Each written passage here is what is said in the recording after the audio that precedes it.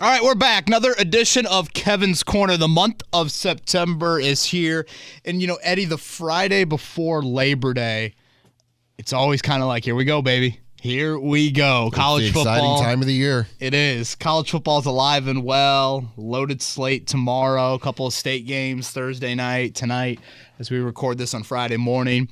And now we've got roster cuts that just took place on Tuesday. We wanted to wait to hear from Chris Ballard. A couple other news items, Shaquille Leonard related, some super positive developments on that front. So wanted to kind of get through all of that. This will be our last pod until Wednesday. We'll come back Wednesday. By that point, we'll see an injury report. We'll hear from Frank Reich, and that will kind of be how we operate during the season. The Monday recaps, the Wednesday previews is what I would love to do during the season. I guess I will alert everyone that currently, as we record this on Friday morning, my wife and I are due with our second child here. It sounds like in about a week. So that's exciting. Congratulations. I appreciate that. So obviously very thrilled about that, but the pod will take a bit of a hiatus when the second child comes. So if you don't see it in your feed for a handful of days, there's probably a new baby bone in the world. So hopefully everything is healthy and smooth on that front. Eddie, before we get into roster cuts and Chris Ballard, I do want to apologize for a tweet that I had yesterday that I certainly should have read over and thought of before I hit send.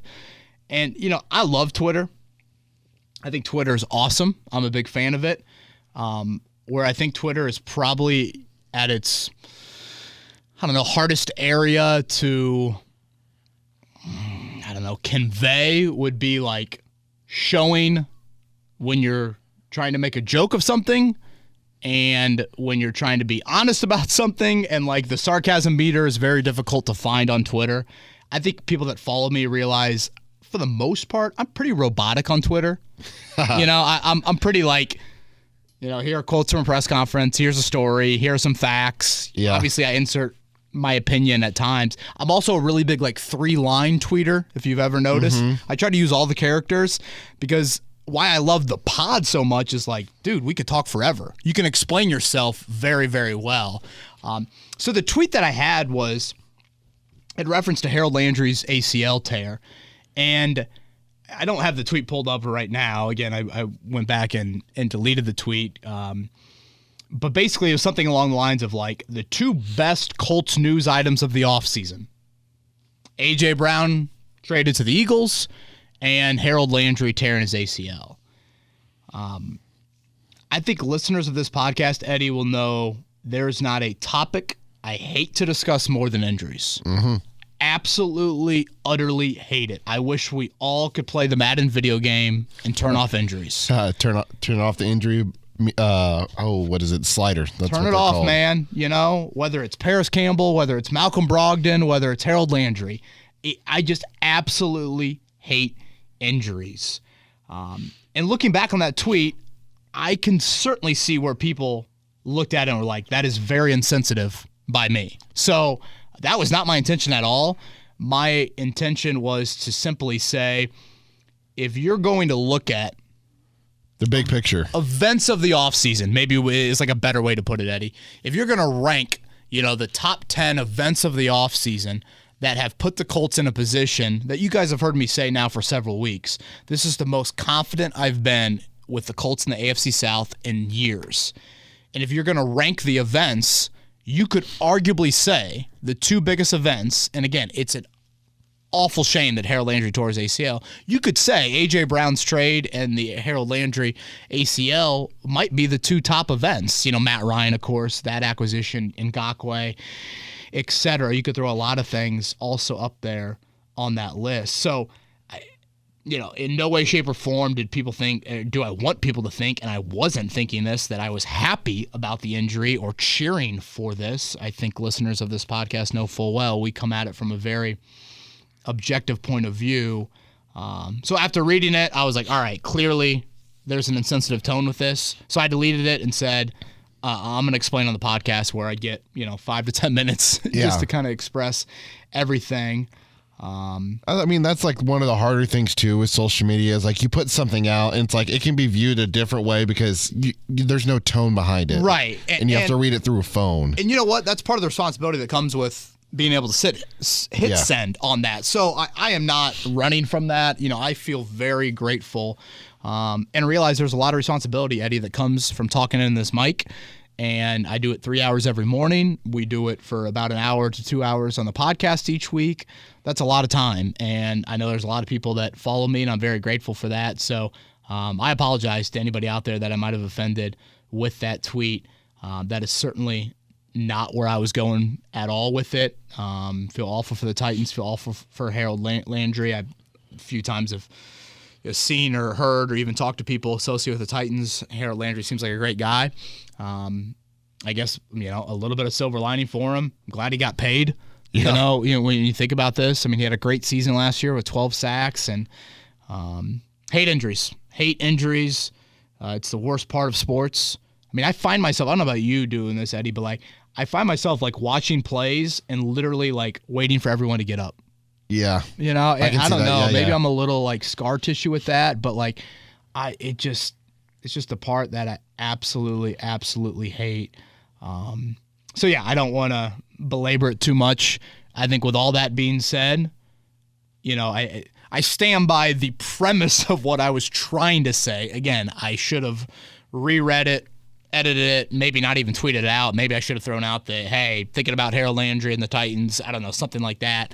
But the premise of it was in the continued closeness of the season, now a week from Sunday, there continues to be things that happen that have me thinking the Colts are in the best position they've been in quite some time to win the division. And unfortunately, injuries insert that picture. It's the same reason why when Andrew Luck's been out, the other AFC South teams have had great chances to, win this division. So yeah, whether it's the A.J. Brown trade or the Harold Landry injury, there's a reason Tennessee went 6-3 without Derrick Henry last year, and those two guys were big parts of it. And it's a reason why Danico Autry had big sack numbers, and because Landry commands some stuff and still produces at a really high level there. So the injury bug right now for the Colts looks to be really good. All 22 starters practicing this week.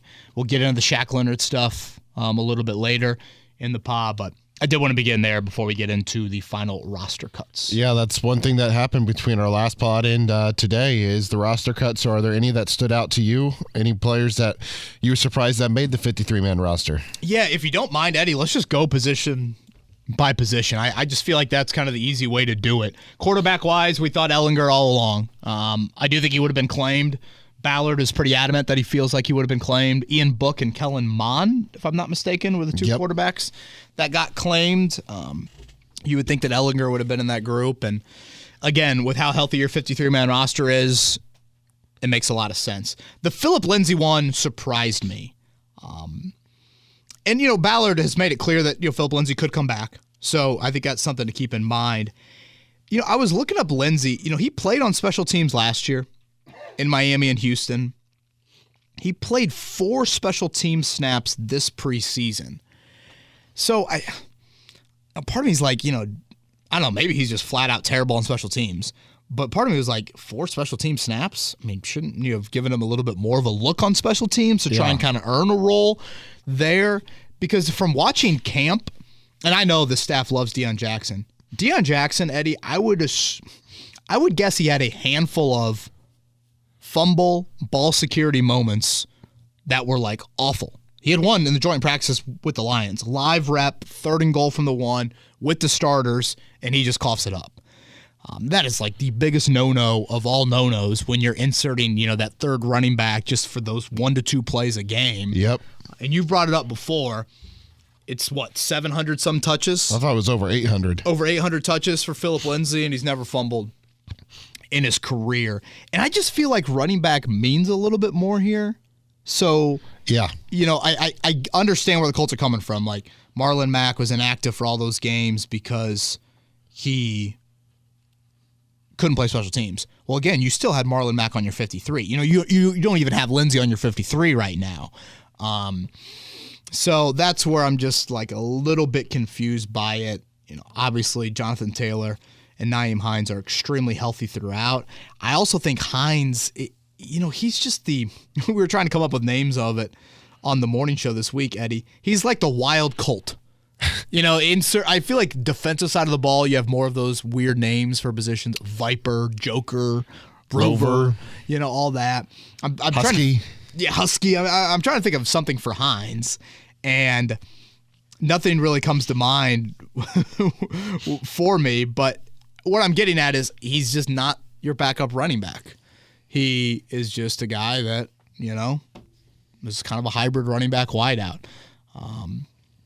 So, yeah, that one probably surprised me a little bit there.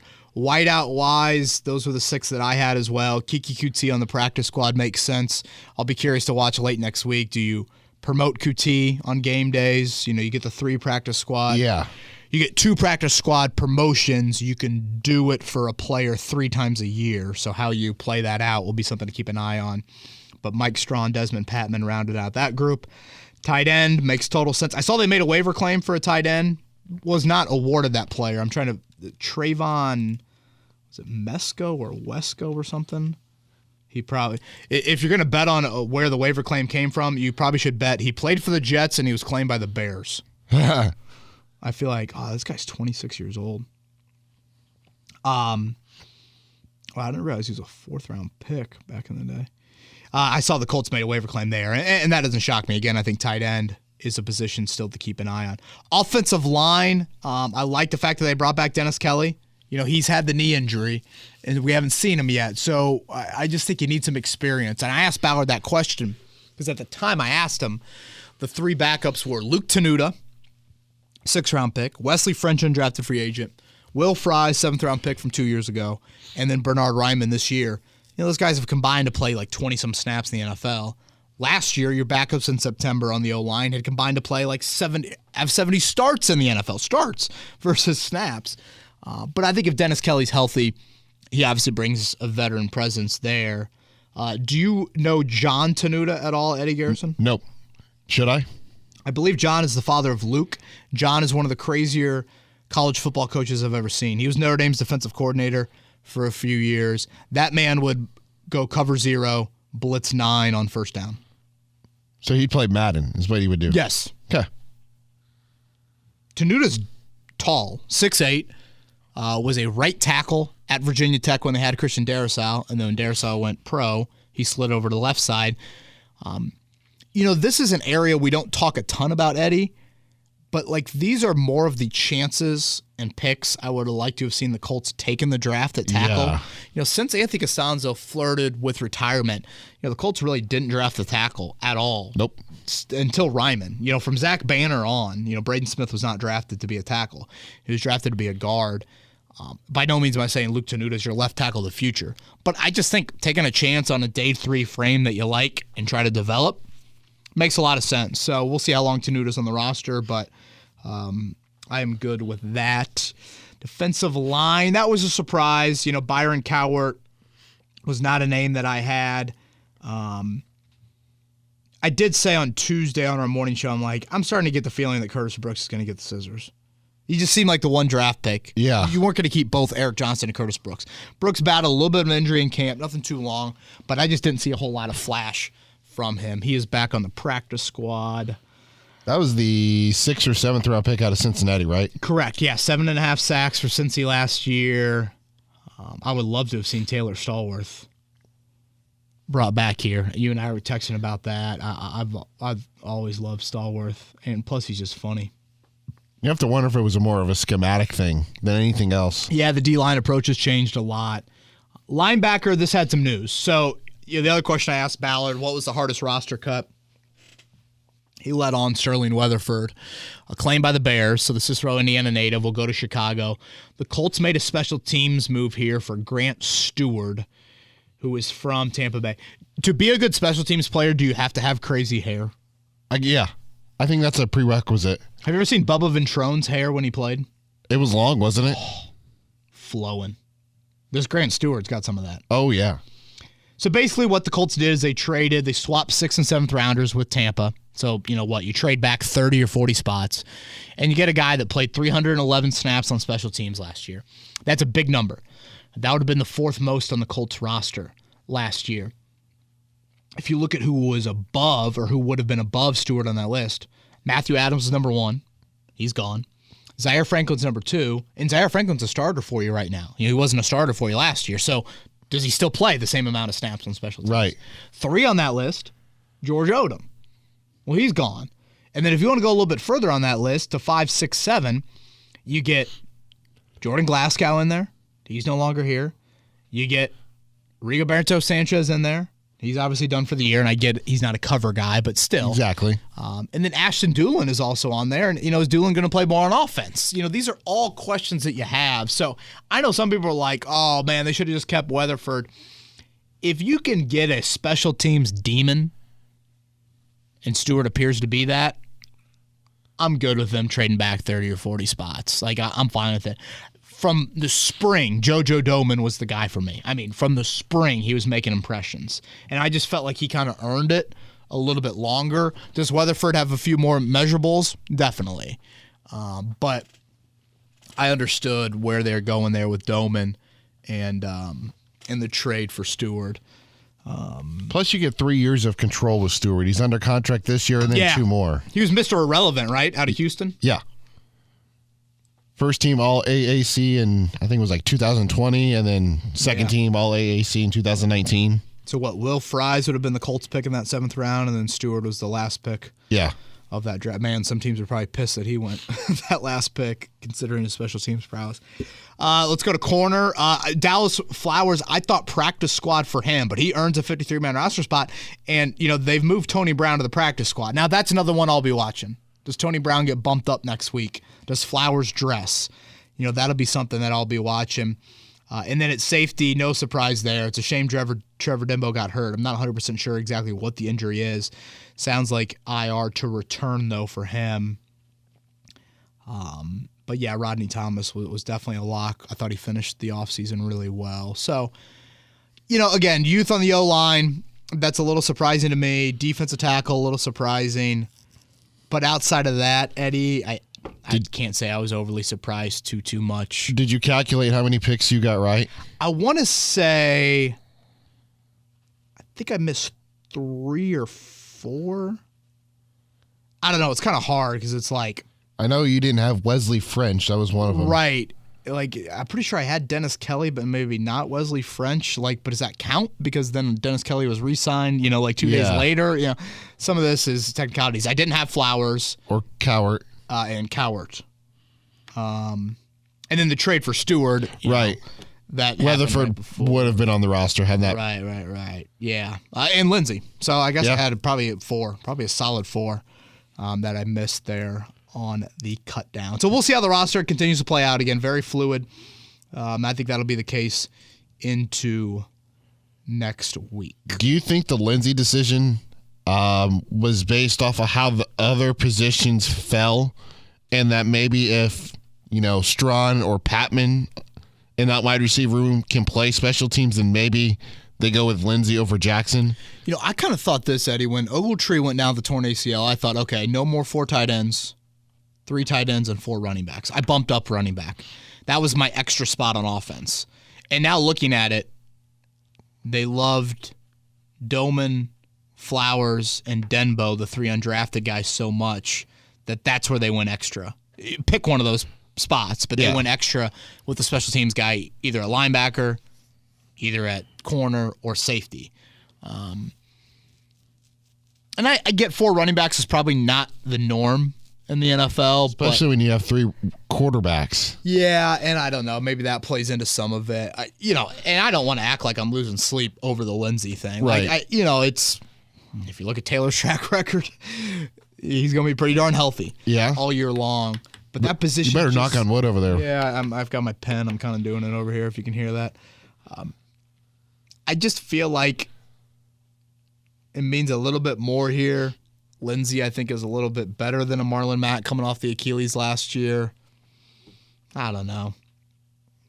We'll see if he comes back if you get into that situation.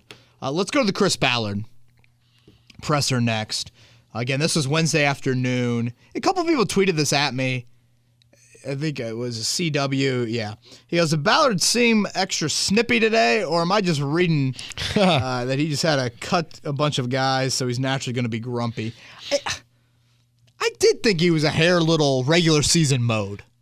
Usually he's a little bit more, I don't know if jovial is the right word, but yeah, he did seem kind of locked in, kind of ready to go there.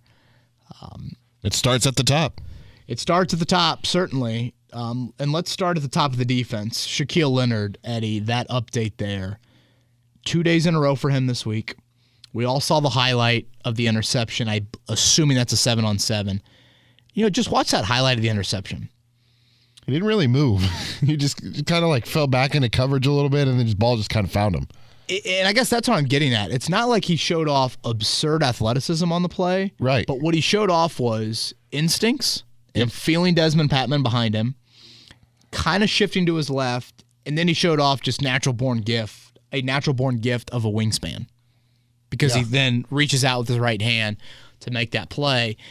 And again, that's just what Leonard brings. Like, Zaire Franklin, unfortunately, probably just doesn't have the wingspan to make that sort of play. I mean, I watched a lot of college football last night, Eddie, and, Aiden O'Connell and Sean Clifford for Purdue and Penn State. You watch some of those end zone shots, and when they get rid of the ball, and those are two 6-year quarterbacks, I mean, you throw with anticipation. I mean, you throw guys open. Yeah. And you've got to take chances. And clearly, assuming that's Nick Foles, he probably just thought all camp long, I haven't had to worry about Leonard. And that's what he can do for you. I don't know. I'm starting to shift a little bit of my tone here with Leonard and when he's going to come back. I thought week 3, but 2 things on my mind about this. First off, can't you just pitch count him? Where does Shaquille Leonard struggle if there's a struggle of his game? That's a good question. People would probably say against the run. Not like the elite run defender. Okay. Why not just play him on passing downs in Houston? Why not play him in just 2 minutes? Why not play him in the red zone where maybe the field shrinks, he's not doing as much? Like, I don't know, like things like that. Can you play him 20 or 30 snaps? That's something that is kind of popping into my head. The second thing is this. I've covered the Colts and been around the NFL now for probably about a dozen years. Eddie, I'd love to think back on a time where a guy has practiced 6 straight sessions and not played in that game. And that's where Leonard is trending towards. Practice yesterday, Thursday, practice the day before Wednesday. They'll practice on Labor Day, Monday. Then they'll practice again Wednesday, Thursday, Friday. That would be 6 total practices. I get that Ballard said this past week, it's the first day of spring for him. The rehab staff was really watching him on that first practice. If you watch the interception highlight, he doesn't run back with it. He hands it to Julian Blackmon, kind of how he did a couple times last year on some of those plays. But, 6 straight days, he's in full pads. It just seems like it's trending a little bit earlier than week 3. And if you're going to hold him out, that is a Ballard, Reich, Irsay, everybody in a room saying, Shaquille, we know you want to be out there. We want you we think if we hold you out, we can get you to 100% by week 3. The risk of re-injury is not there. Is this just a pain threshold thing? Those are all kind of curious questions that I have about this. But whatever it is, it's good news. He's off PUP, and he's practiced back-to-back days. And if you were to ask me on Monday, Eddie, would that happen? I would have been skeptical, but I would have said, if you're a Colts fan, you sign on the dotted line wherever you have to. Yeah. Because that's great news. Yeah. And you hear Chris Ballard mention that he said it's the best that he's probably felt since 2019. And then Leonard even walked that back and said, it's probably 2018 this is the best that I felt since then. And then kind of piecing together some of the other things they've said, like Frank Reich, I think it was last week, went out of his way to bring up Leonard. He goes, look, he's probably not going to be 100% when he comes back. He's got to be comfortable playing at 85, 90, 95% whenever he comes back. So part of me wants to also think that maybe they hold him out until he feels comfortable in that 85 to 95% versus throwing him out there for a pitch count, because I don't know. I don't think they've ever done something like that with any of their players. If you're going 100%. If you're not, you're not. Yeah, there's probably some validity to that. I don't know. Maybe there are a couple pitch count cases that I'm not really thinking of right now. And I guess lastly on Leonard, and you bring up, that rookie year, that New England game on Thursday Night Football, the Colts were decimated in that game with injuries. Yeah. It is something that you don't. I've always thought, I'm like, man, Leonard really tapes up that ankle. It is something that you just kind of notice. And where does that put him at as a player? And he's missed 8 months. So, that's a lot of time. And is there rust? We'll see how all of that plays out. And maybe the Colts do feel like, hey, Bobby and Zaire lined up next to each other all camp long. I thought both of them made several plays. Bobby, I thought, had a really good camp. You've got Buckner. You've got Gilmore. Should you win in Houston without Shaquille Leonard? 1,000%.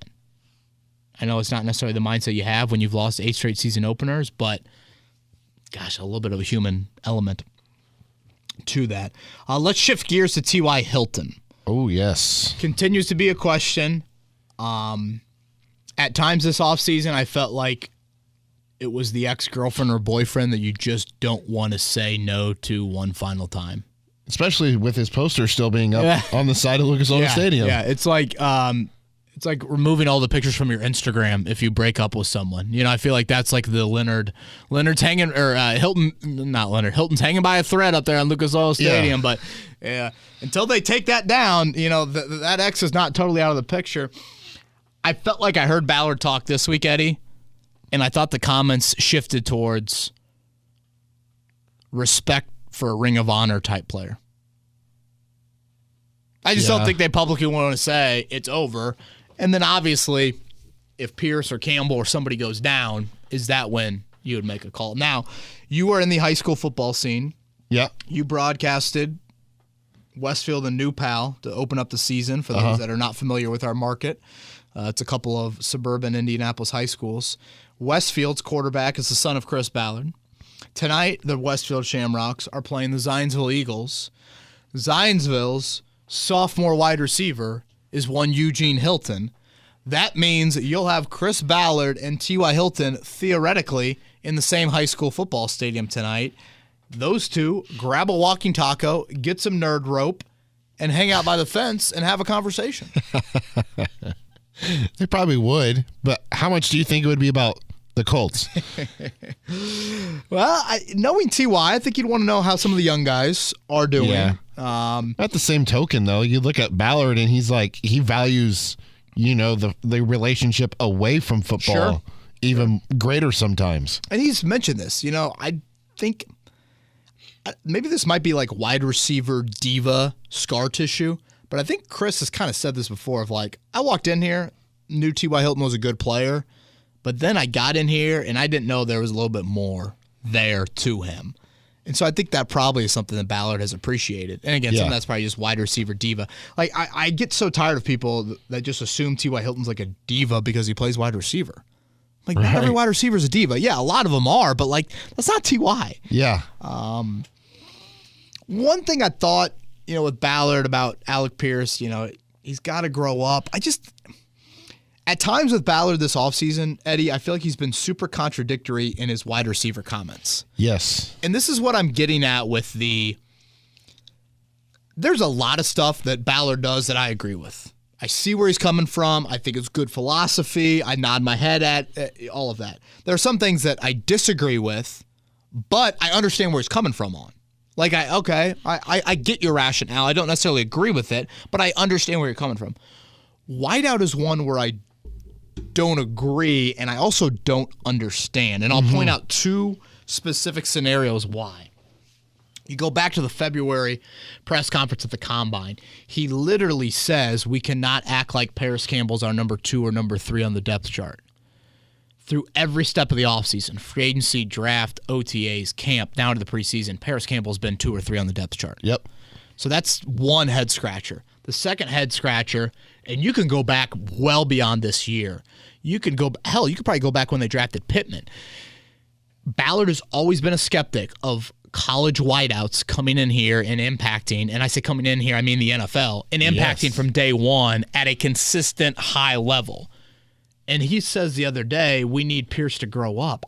That's a lot to put on his plate when, again, you yourself have mentioned that is a position that it's tough to see guys truly impact from day one. The thing about Pierce that I do think there's a little bit of an exception from him, Pierce has such big playability that like he can be that wide out that gives you 1 for 27, one catch for 27 yards, but that's a jump ball that flips field and now you score a touch. Like he is like that. So I think that's something that does stand out on that front. But basically, to summarize it with Hilton, he's not coming here unless an injury, in my opinion. Do you think T.Y. would have an interest in coming back? That's the other side that I think people forget about sometimes. Yep.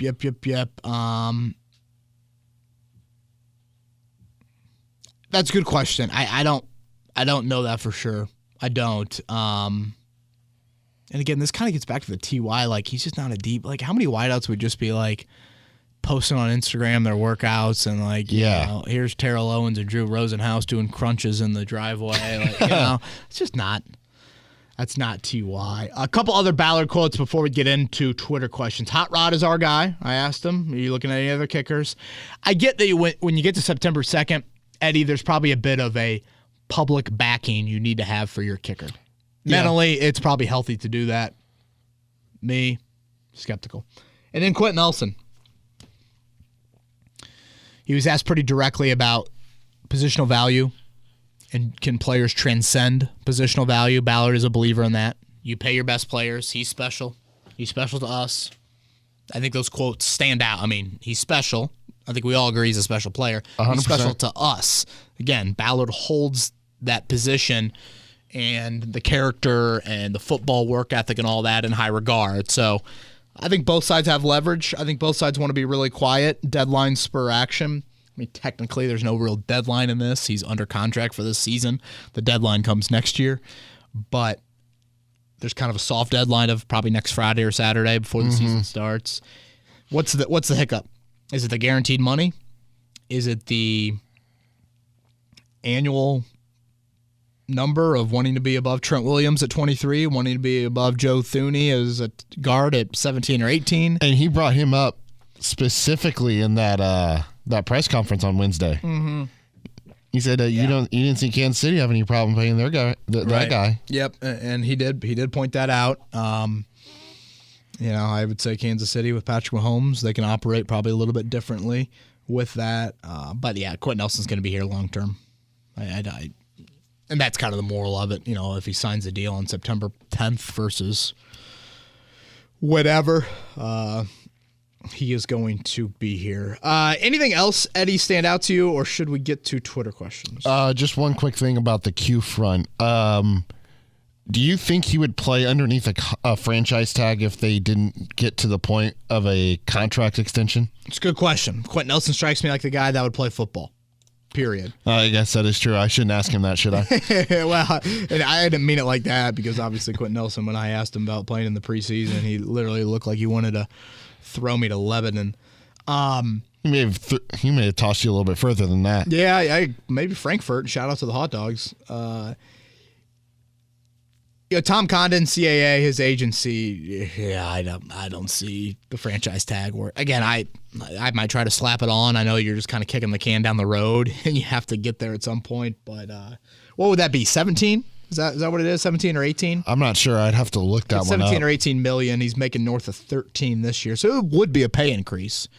But obviously, you would delay his ability to sign a long-term deal. So I'm going to guess his agency would be very disappointed with that. All right, we got about a dozen Twitter questions to get to, so let's get into it now. Let's dive into them. Travis, you're up first. Thoughts on Stewart, and what's our picks for 2023 now after the Carson Wentz, Ryan Cross, and Stewart trades?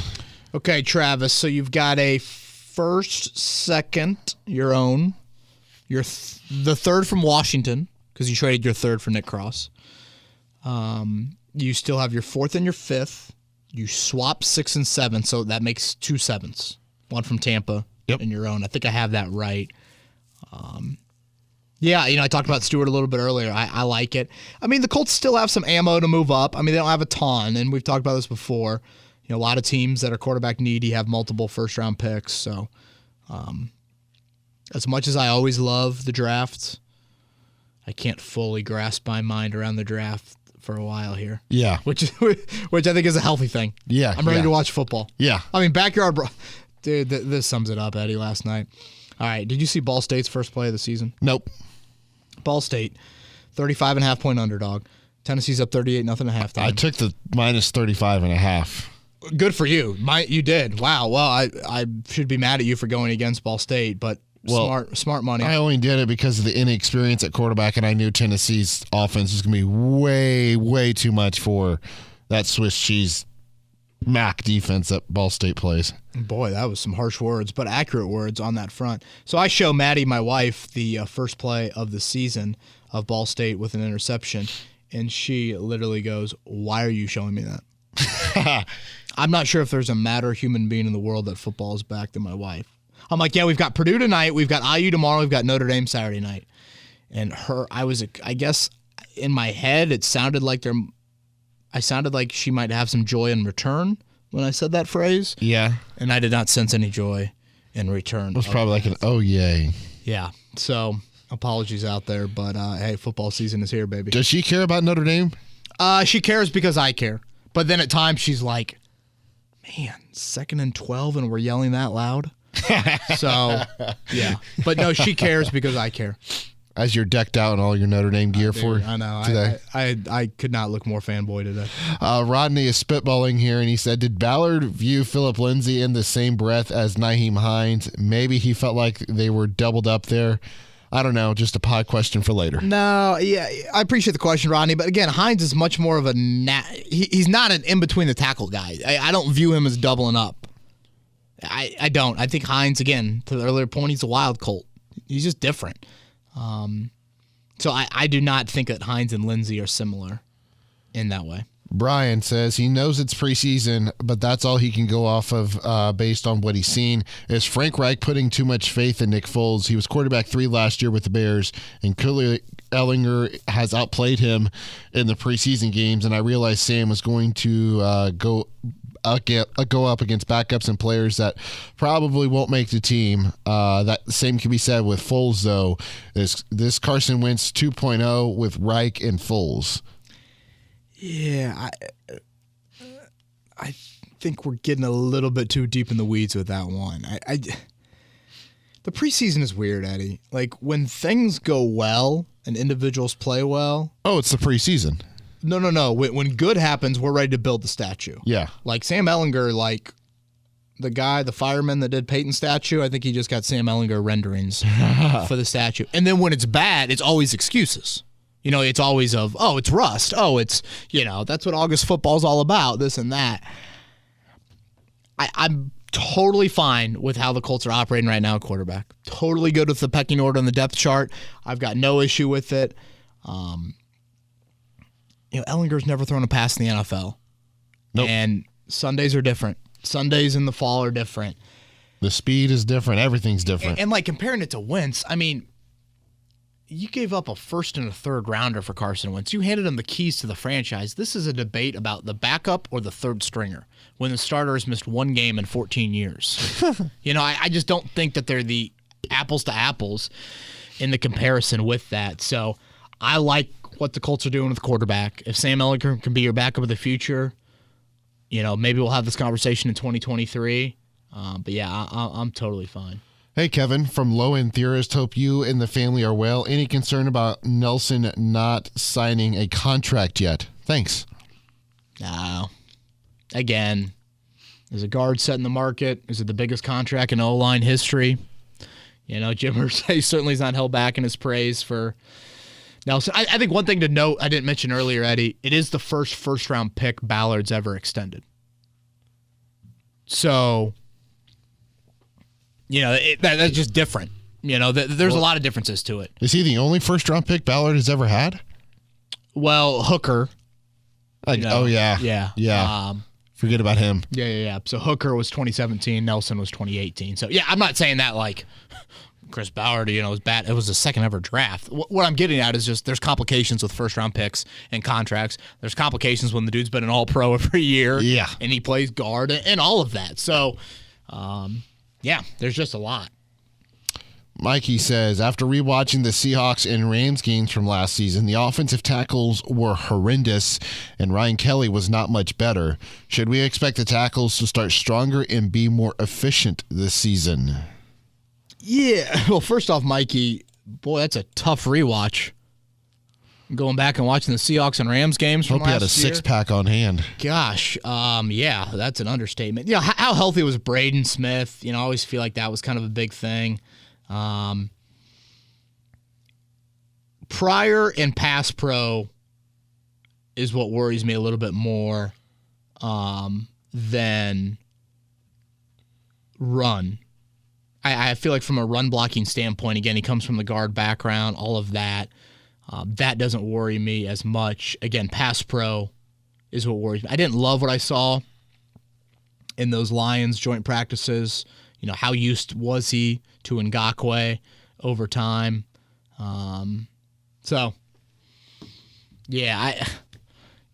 think you should expect Braden to start a little bit stronger.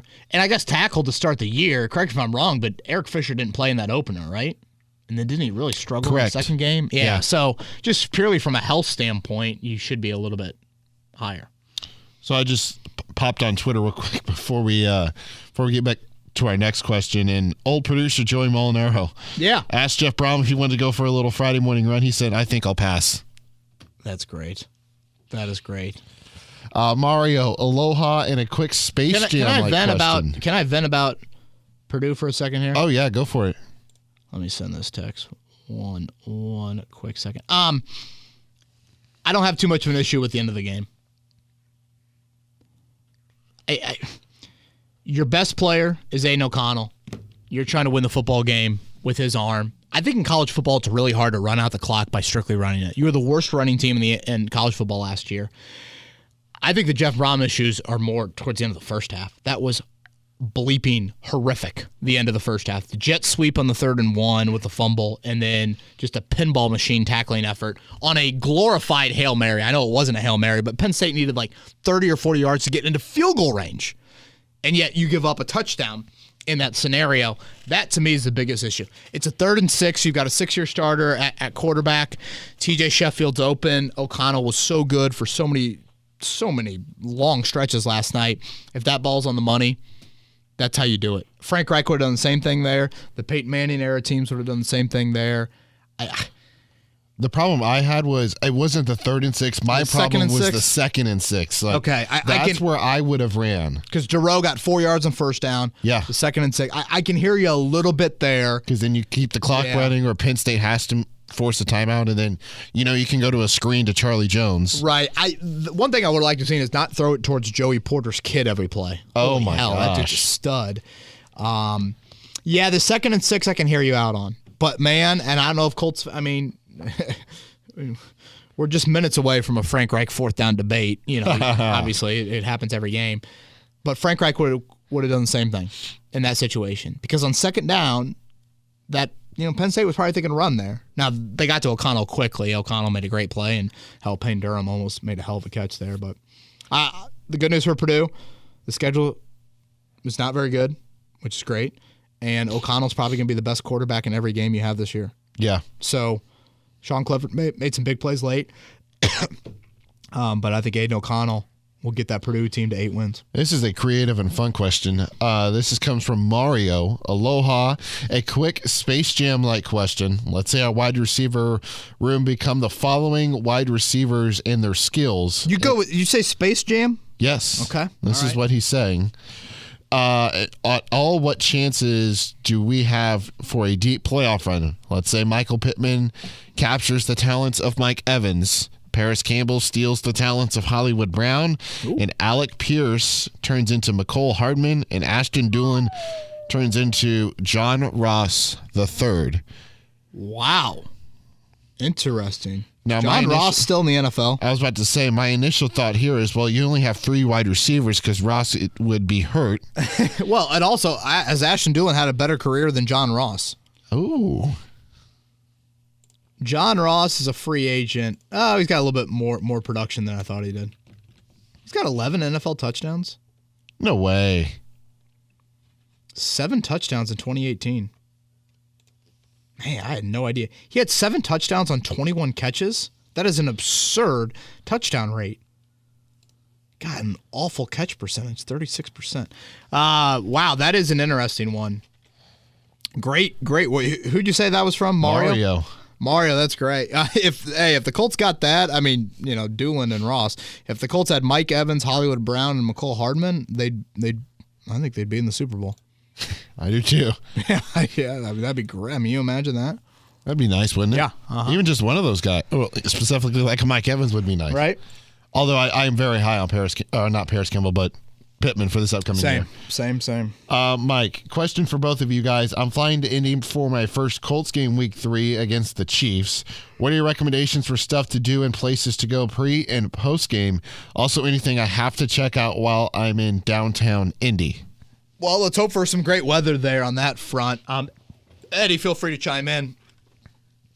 I think the Mass Ave district is great. I think the Canal area is kind of cool to walk around. I always have said, I think pregame, you got to stop into Slippery Noodle just to kind of see the experience there. I think it's like the longest bar. It's been around the longest of any in Indy. It's right by Lucas Oil Stadium. Got a bunch of different rooms in there. I think it's fun to see that atmosphere pregame. It's not like I've been in there very often pregame.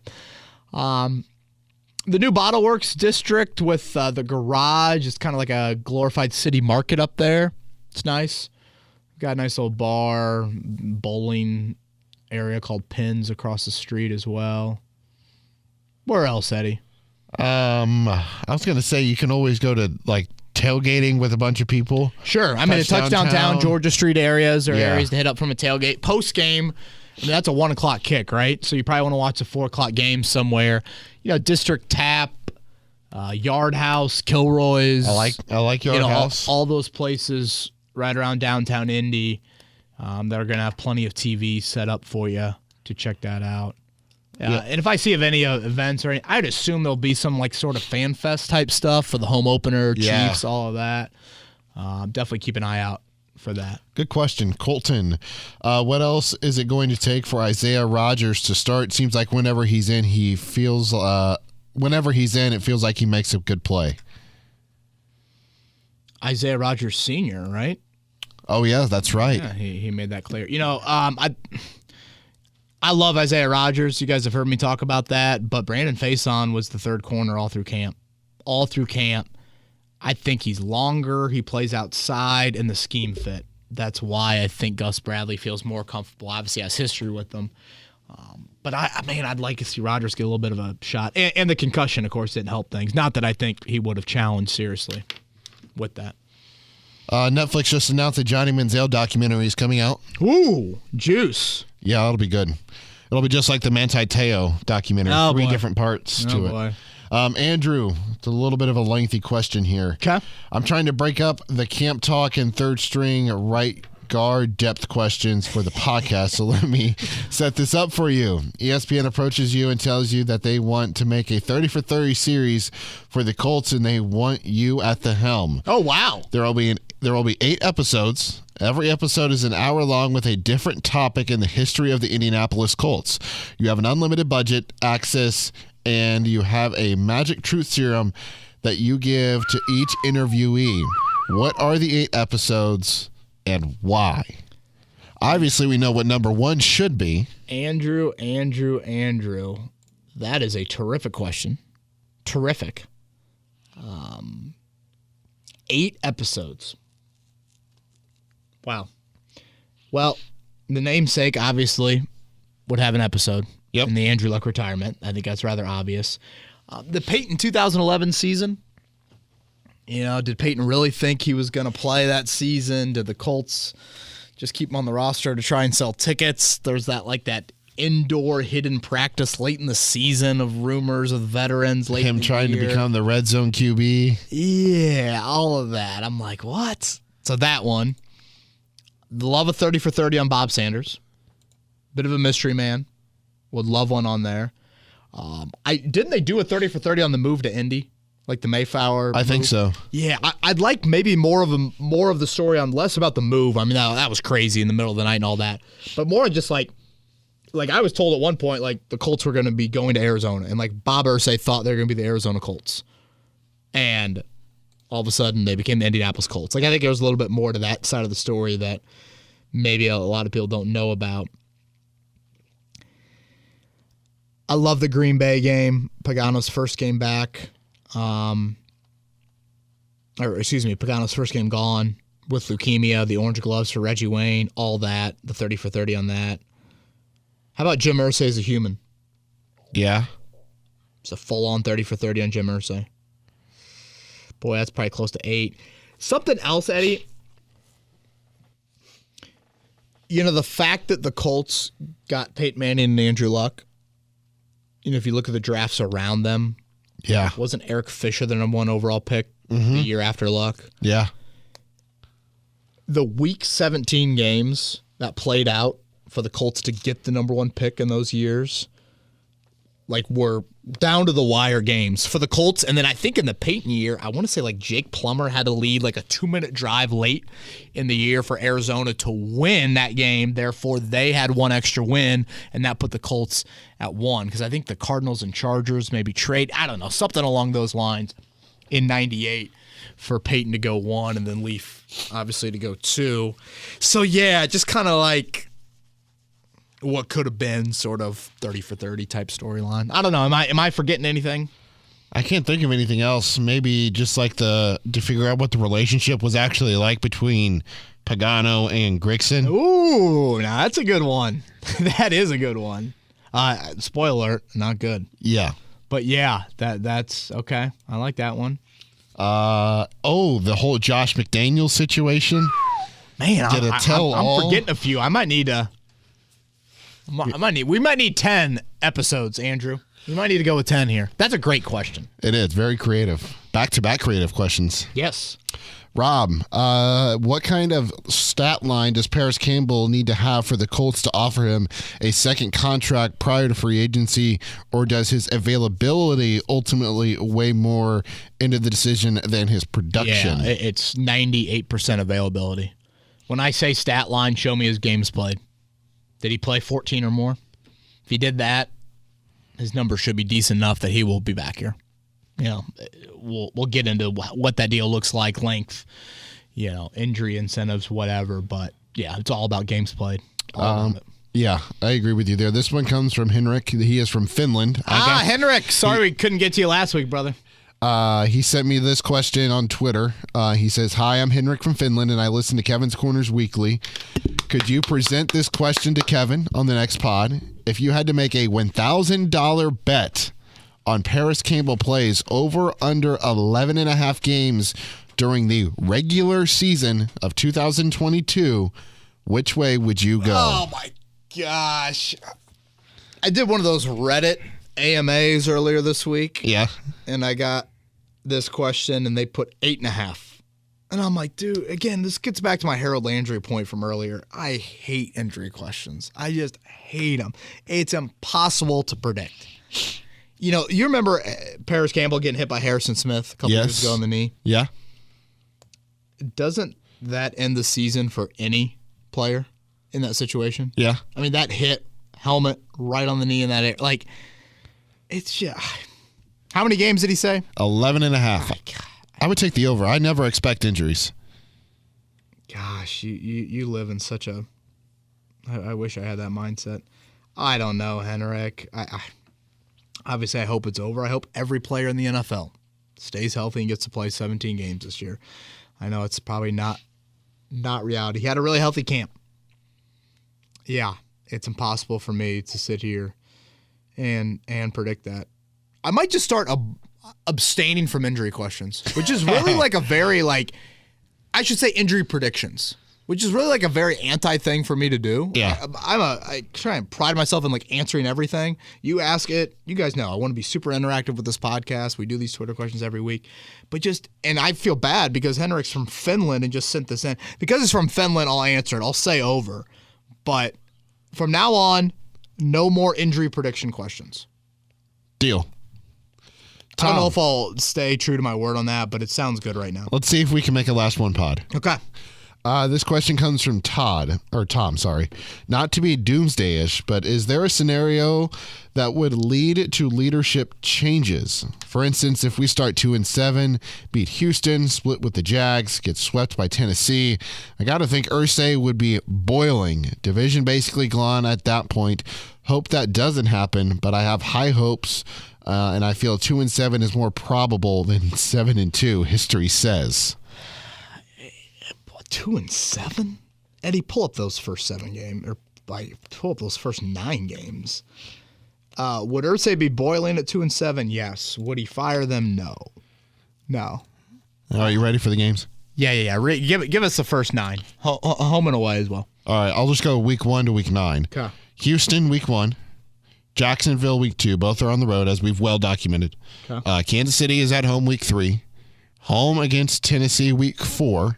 You're at Denver, week 5. Home against Jacksonville, week 6. At Tennessee, week 7. Home against Carson Wentz and the Commanders, week 8. And then you're at New England, week 9. I mean, I just heard at least 4 wins, right? I heard 6. 6-1? Oh, 6-3. Yes. Keep on thinking there's only 7 of them. Yeah. I probably have them 6-3, honestly, in that 9-game stretch. Jacksonville, you said at home? Yeah, they have Jacksonville week 6. Jacksonville twice. Yeah. Houston on the road. Commanders at home. Yeah, I can't go there. Tennessee at home. I guess we need to play along with Tom's hypothetical more than we need to rip the hypothetical. Tom, under the hypothetical, no. I just, again, you guys have heard me talk about the hot seat and the accountability and all of that, but I don't think he would be making a move. In season, no. No.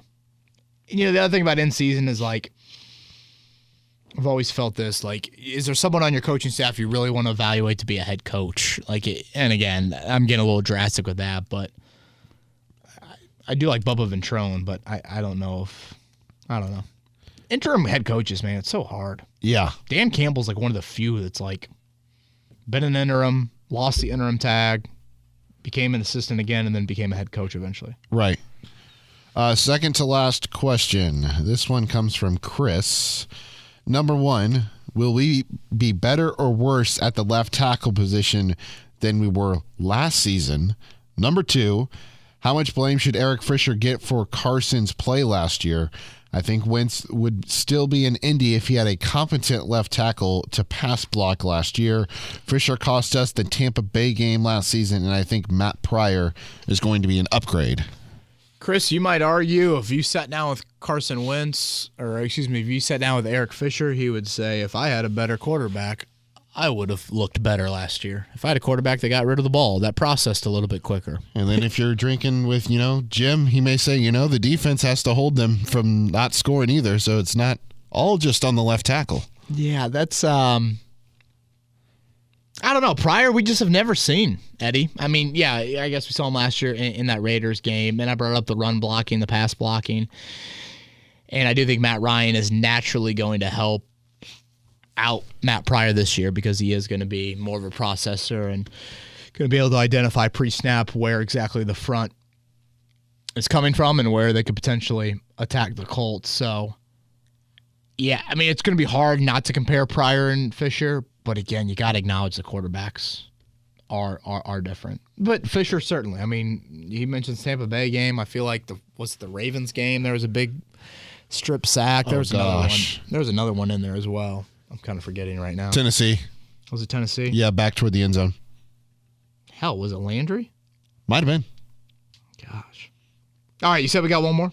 Yes, this is from Jason. I probably should have chose a different name than Jim. I was just throwing out, some general name there. Yeah, I thought Ursay at first. I was kind of like, okay. Yeah, I didn't mean Ursay. I mean, I just like the first random name that popped into my mind. All good, brother. Jason, final question. First, Michael Pittman Jr. is fantastic. That being said, is he a $20 million a year receiver on his next contract, given the way the Reich offense spreads the football around? I say yes to a 5-year, $100 million deal because it'll be a bargain when the new TV deal money kicks in. Yeah, I think he is $20 million. When you hear spread the ball around, I'm not necessarily saying training camp is going to be the end-all, be-all and is exactly how the regular season's going to unfold, but Michael Pittman got he had 3 times as many catches as anybody else on the team. So I don't know if they're going to be spreading it around a ton. I think you're going to have a definite number one. And, he needs to draw that attention. Yeah, I think you give him the deal. You got to have a number one presence more than anything. And I also think he deserves it. And I think he'll show that this year is what I'm getting at. Obviously, year 3 has got to unfold how I'm thinking year 3 will unfold. There are currently 14 wide receivers making $20 million a year. Pittman ranked 16th or 18th in catches and yards last year. I expect him to go up in those league rankings, and he's 20-something years old. He stands for a whole lot of what you want to stand for off the field. Yes. A guy like Terry McLaurin just got 23.2 per year. You could argue the production for Pittman has been very similar, if not maybe slightly better. Isn't it the touchdown thing? That's got to come up for Pittman. That seems to be the big gripe for a lot of people. I would argue that would be the gripe for McLaurin as well. I mean, McLaurin's only been 4 or 5 touchdown guys. He hasn't been at 8 or 9. I mean, if Pittman can be 8 or 9, I mean, right. That's about average. Those franchises, where would you be without those two? Yeah. We're just nitpicking a little bit there, and some of that's product of how much you pay them, frankly. You can't afford to lose them. Yeah, make sure to join the Pick'em League, too. I'll tweet that out again after the pod today. Yes. Go to my Twitter, at @EddieGarrison_. That's EddieGarrison with the underscore. And I'll have that Pick'em League sent out. We've got about 15, 17 people in there already.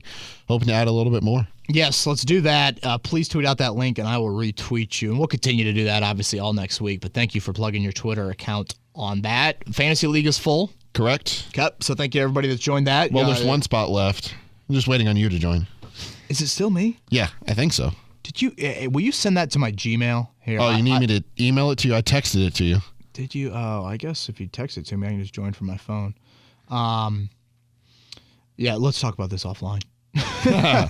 He's Eddie Garrison. I see it right here. My fault. He's Eddie Garrison. I am Kevin Bowen. Everybody have a great weekend. Enjoy the 3-day weekend if you've got that.